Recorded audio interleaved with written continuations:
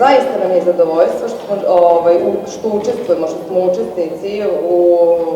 manifestaciji Vajfertovi dani, zato što smatramo da je to jedna inicijativa koja je potekla od grada u organizaciji i ostalih partnera poput nas, jer treba grad brendirati sa ovakvim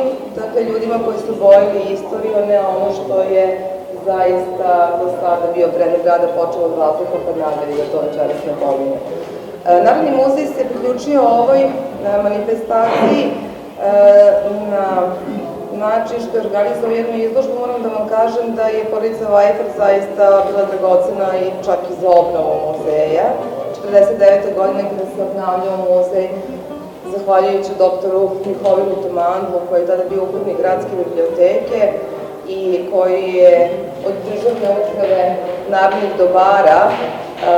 prosto opremajući gradsku biblioteku, došao do nekih primjeraka nameštaja, prepoznao je kasu koju ćete vi večeras vidjeti, Huga Vajferta, koji je zaista bio pasionirani kolekcionar, i moram da vam kažem da pored pivarstva i rudarstva, porodica Vajfert je bila poznata i po tome da su veliki filantropi i dobrotvori, što pa pokazuje i to da su veliki deo svog nasledstva zaista poklonili od toga Narodnom muzeju u Beogradu, preko muzeju u Vršcu, gimnazije naše u Pančevu, ali Huga Vajfert je bio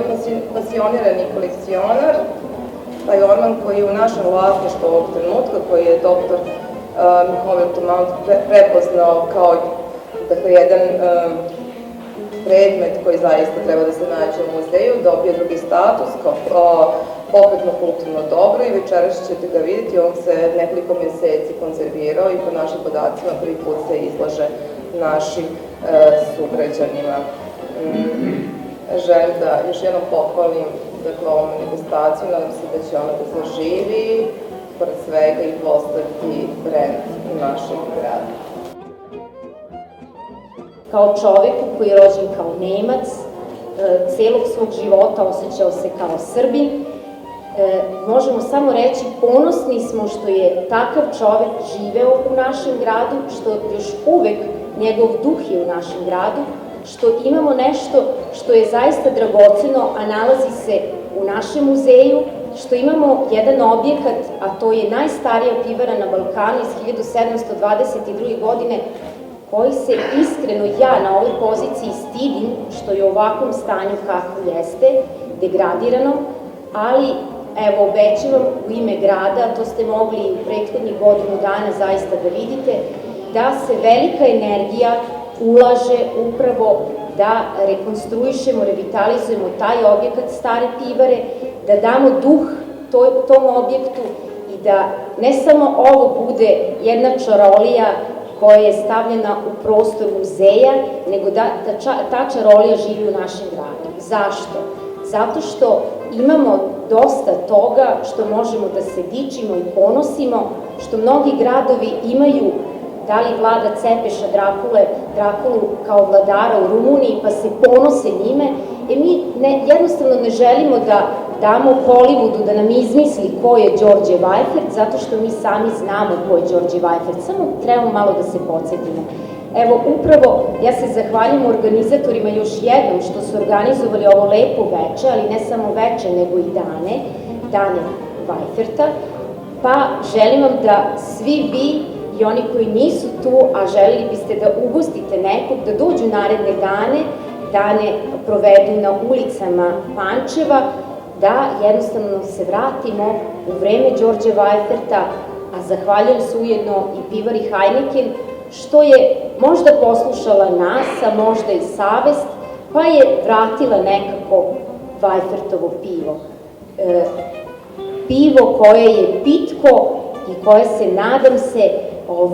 da će se piti još mnogo, a sad što pivare ne imamo zaista spomenik kulture koji moramo da negujemo. Poštovanje svima, želim da vas pozdravim u ime turističke organizacije Pančeva. Veliko mi je zadovoljstvo i čast što je Pančevo dobilo jednu pravu turističku manifestaciju koja će ići u potpunosti u korak sa njenom tradicijom, njegovim tradicijom i istorijom i koja će na najbolji način u budućnosti da jednostavno iskaže sve najveće i najbolje potencijale koje grad ima. Normalno, drago mi je što je cela manifestacija vezana za lik i delo Djordja Vajferta, jednog od najznačajnijih ličnosti koje ne samo Pančevo, nego možda i naša zemlja imala i ličnost koja je nepravedno možda zapostavljena. Ono što je interesantno jeste da kada radite dobre stvari, može da se desi da na određeni vremenski period jednostavno nestanete sa scene, da se zaboravi na vas, može da potraji par decenija. Ali ako ste dobri i kvalitetni, vaš rad kad tad izađe na video. Za to je potrebno da se tope neke kockice. Kada je Djordja Vajfer u pitanju, mislim da su te kockice stopile i stvarno dosta institucija, udruženja i ustanova je uključeno u cijelu ovu manifestaciju i došlo je do njene realizacije. Meni je veliko zadovoljstvo da je grad Pančevo u potpunosti prepoznao manifestaciju, od samog starta bio nosilac cijele ideje. Drago mi je takođe što se i brend Vajfer piva ponovo vratio. Nadam se da će se vratiti na velika vrata i nadam se da će i Pančevo definitivno vratiti Vajferta na mesto na koje on zaslužuje. Ideja je da manifestacija svoj vrhunac dostigne 2022. godine, kada Pančevo slavi jedan od najznačajnijih jubileja u svojoj istoriji, 300 godina od pokretanja pivarstva i industrije na ovim prostorima. U ime kompanije Heineken, u ime našeg Vajfer brenda, želim da se zahvalim na pozivu. Takođe želim sve da vas pozdravim i da kažem da nam je izuzetno zadovoljstvo i velika čast da podržimo manifestaciju kakva je Dani Vajferta. Naša kompanija i naš Vajfer brend prepoznaju značaj i lik i delo Djordja Vajferta i sa tim u vezi jednostavno stvorio se moment za promociju brenda kakav je Vajfer pivo, koji se pravi po bavarskoj tehnologiji i bavarskom zakonu o čistote piva od samo 4 osnovna sastojka, vode, ječma, hmelja i kvasca, a koji je, kao što mnogi od vas znaju, Djordja Vajfert upravo kao veoma mlad i sam izučio u najstarijoj pivari na svetu, u Bavarskoj. Želja nam je da sa gradom Pančevom, da sa određenim relevantnim institucijama, turističkom organizacijom učestvujemo u ovakvim i sličnim projektima i zaista, kako su i oni rekli, vratimo Vajfer brend i Vajfer ime tu gde i treba da bude.